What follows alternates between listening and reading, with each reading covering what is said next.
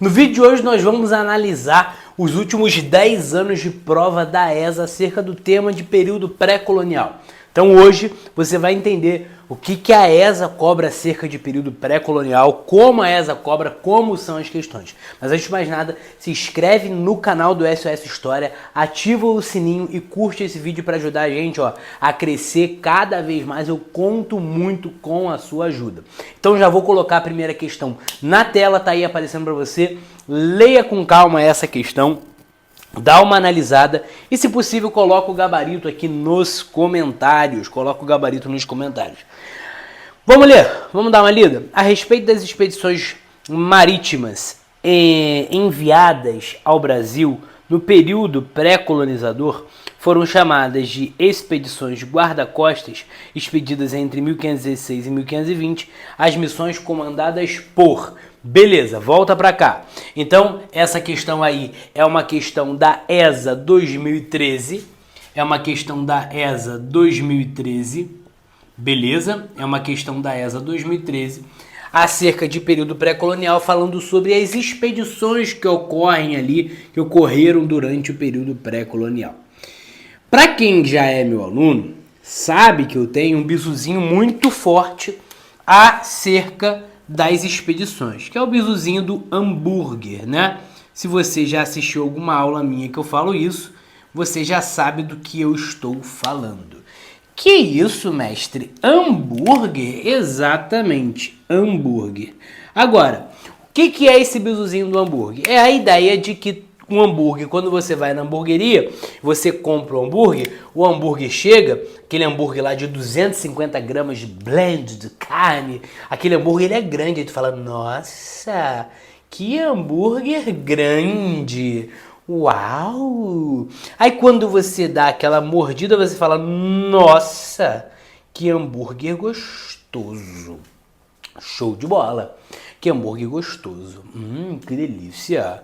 E aí você depois fala assim, nossa, quando chega a conta, você paga R$80 no combo, você fala, nossa, que hambúrguer caro. Aqui, ó.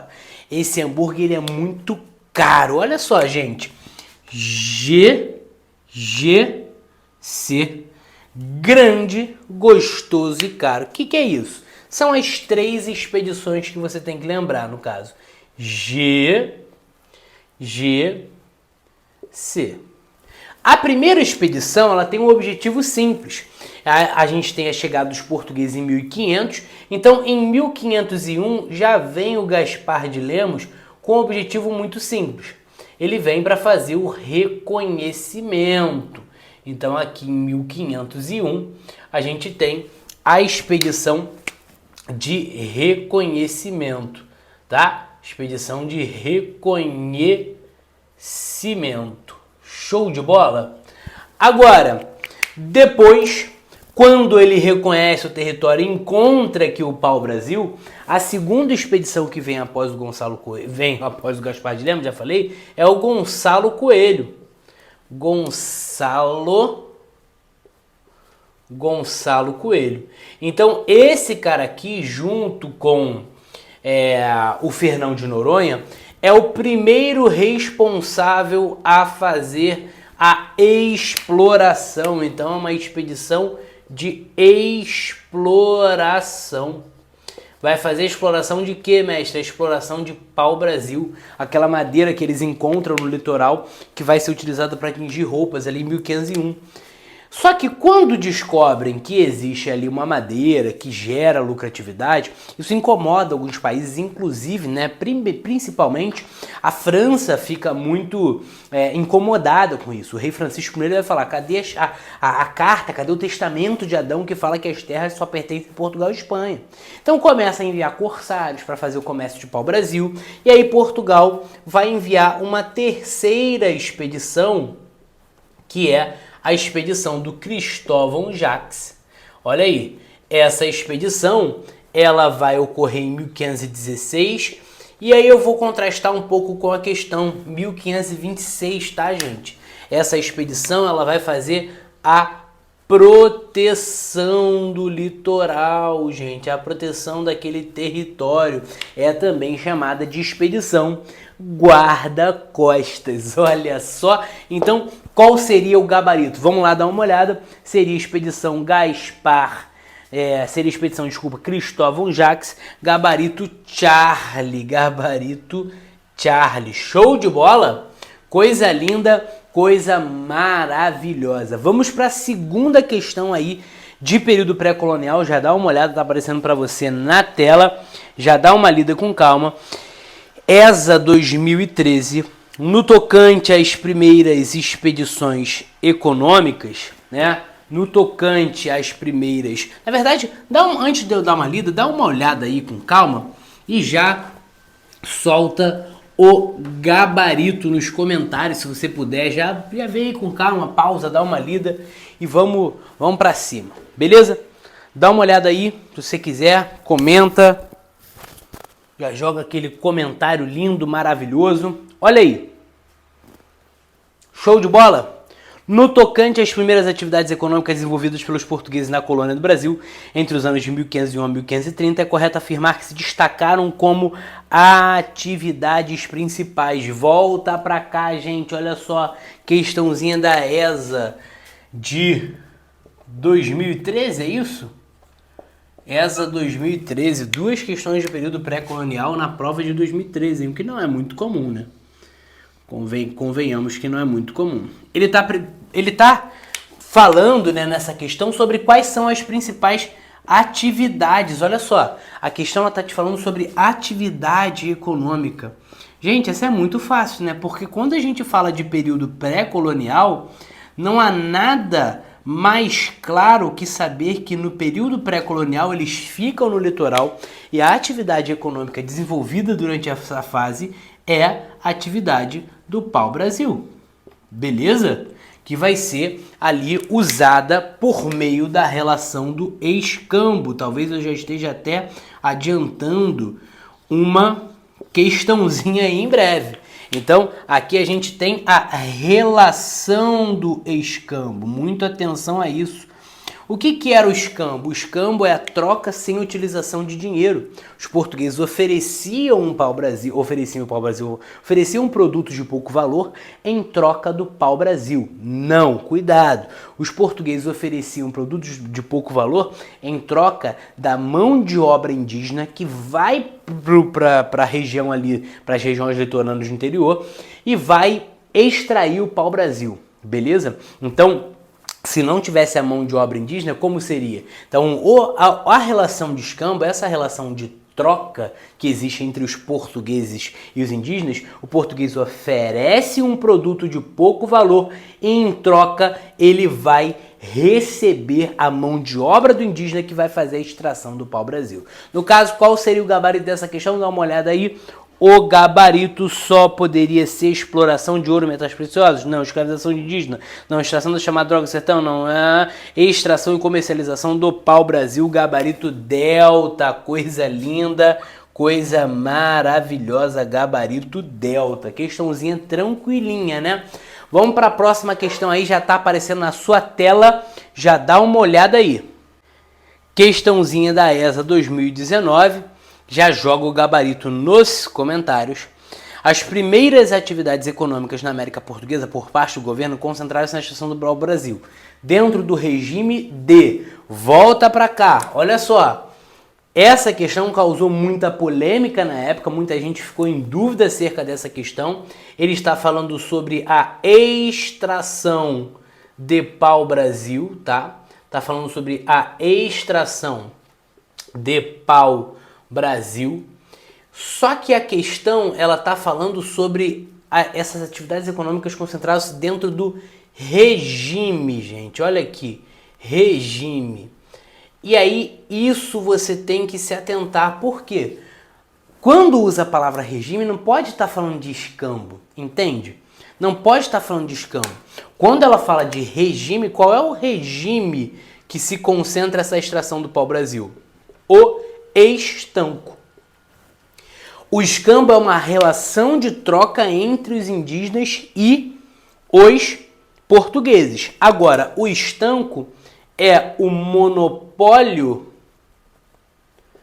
da coroa, com o pau-brasil.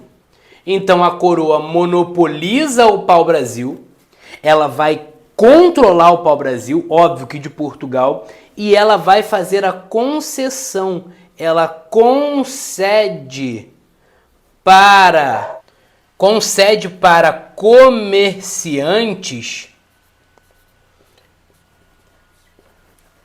a possibilidade desses comerciantes fazerem